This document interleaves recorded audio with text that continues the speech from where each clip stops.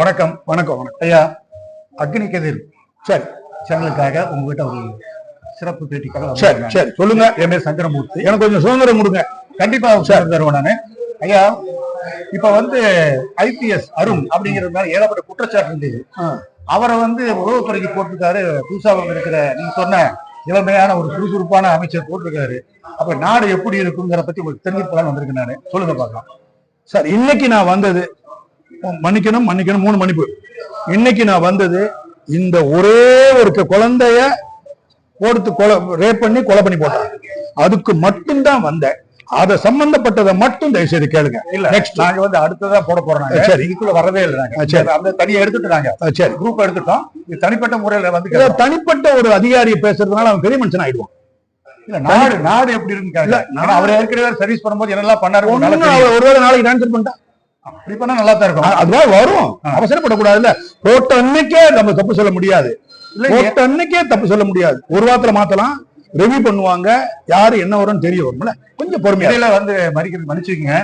Already உதவி என்ன சொல்றாரு, திமுக ஆட்சி தான் நடக்குது அப்படின்னு சொல்லிட்டு இருக்காரு. அதுக்கேற்ற மாதிரி இந்த அதிகாரி திமுக சப்போர்ட் உலகத்துக்கு ஒரு கவர்மெண்ட்டை காப்பாத்துறதுக்கு எப்படி உருவாக்குனாரோ அவருக்கு காப்பாத்துறதுக்கு தெரியாம இருக்க போது ஒரு யங் சீஃப் மினிஸ்டர் ஒரே ஒரு வார்த்தை, I trust him again and again because he said I am a non-corrupt chief minister. Second thing he said, I am an anti-corrupt chief minister. That is enough for an independent person, a political person like me. எந்த கட்சியிலும் சார்பாக அவருக்கு ஒரு மிகப்பெரிய statement. ஒரு வருஷம் விட்டு பார்ப்பேன். ஒரு வருஷம் விட்டு பார்க்கும்போது அவருக்கு ஒரு இயற்கையா ஒரு பிரீத்திங் டைம் கொடுக்கணும்.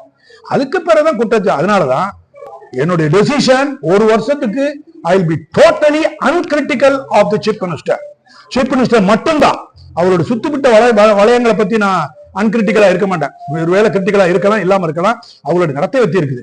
கோயிலை பொறுத்த வரைக்கும் மட்டும்தான். இது ஒரே ஒரு குழந்தை வச்ச புள்ள. இதே மாதிரி சேம் கேஸ் கோயில் பாலத்தில் நடந்து இந்த லோக்கல் கோர்ட்ல ஒரு சரியில்லாத ஒரு அம்மாவால அது விடுதலை செய்யப்பட்டு திருப்பி ஹைகோர்ட்டுக்கு எடுத்து போய் உத்தரவு வாங்கி ரீட்ரையல் வாங்கி தட்சிணாமூர்த்தி என்ற ஒரு தரவுலி நான் கரப்ட் ஜட்ஜ், ஹானஸ்ட் ஜட்ஜால பண்ணி அவனுக்கு தூக்கு வாங்கணும். இப்படி எல்லாம் வாங்கின இடத்துல இப்போ ஒரு இப்படிப்பட்ட பிள்ளைய கொண்டு இருக்காங்க. இதே கேஸ் எக்ஸாக்டா இவன் மோட்டர் பைக்ல கொண்டு நம்ம சைக்கிள் கொண்டு போயிருக்கான். அதனால நீங்க ஒரு வருஷம் கழிச்சுதான் நான் முடிவு பண்ண போறேன்னு சொல்றீங்க. அது வரைக்கும் பாதிக்கப்படுறது அது என்னுடைய வேலை இல்ல சார். கோயில் சம்பந்தப்பட்ட தெய்வ விக்கிரங்களை மட்டும்தான் சார் பாப்பேன். அந்த கோயிலை பத்தி அடுத்து வரணும். வாங்க. அறநிலைத்துறை இனி எப்படி இருக்கணும்னு ஆசைப்படுறீங்க? அறநிலைத்துறையில இப்ப பழையாதி பழந்துன்னு கொட்டை ஓட்டாளதான் வேலை பார்த்துட்டு இருக்காங்க. புதுசா ஒரு ஐயரை போட்டிருக்காங்க, அமைச்சரா போட்டிருக்காங்க. ஒரு வருஷம் அன்கிரிட்டிக்கல். ஒரு வருஷம் வேணா உங்களுக்காக வேணா 6 மாசம் எதையும் பேச மாட்டேன். 6 மாசம் அறிவுரைகளை சொல்லிக்கிட்டே சொல்லுங்க எப்படி இருக்கணுங்கிற அறிவுரை என்ன இருக்கு எடுத்த உடனே சொல்லணும் உங்களுக்கு நினைச்சீங்கன்னா, சர்ச்சுக்கு அதாவது தேவாலயங்களுக்கு 0 வரி ஒரு நாளைக்கு, மாஸ்க்கு தேவாலயங்களுக்கு ஒரு 0 வரி. ஆனா தமிழ்நாட்டில் இருக்கக்கூடிய 44,700 கோயில்களுக்கு ஒரு நாளைக்கு 10,000 ரூபாய் இல்ல. அது 0 ரூபா. அப்படின்னா அடுத்த கேள்வி, சார் மாஸ்க்கு போடணுமா? சர்ச்சுக்கு போடணும். என்னுடைய வேலையில எந்த வழிபாட்டு தலங்களுக்கும் வரி போடக்கூடாது, எங்களுக்கும் போடாம இருக்கு. அவ்வளவுதான் நான் கேட்க. அப்படிங்கும் போது எங்களுக்கு எவ்வளவு போடுறாங்க? 5,000 ரூபாய், 10,000 ரூபாய், 40,000 ரூபாய், 50,000 ரூபாய், 1 லட்சம், 10 லட்சம், 20 லட்சம் போடுற, 50 லட்சமா இல்ல, 1 லட்சம், 100 லட்சமா இல்ல, 125 லட்சமா இல்ல, 150 லட்சமா இல்ல, 170 லட்சம் இல்ல, 170 லட்சத்துக்கு மேல இன்னொரு ஒரு 7 லட்சத்துக்கு கூடுங்க. எவ்வளவு?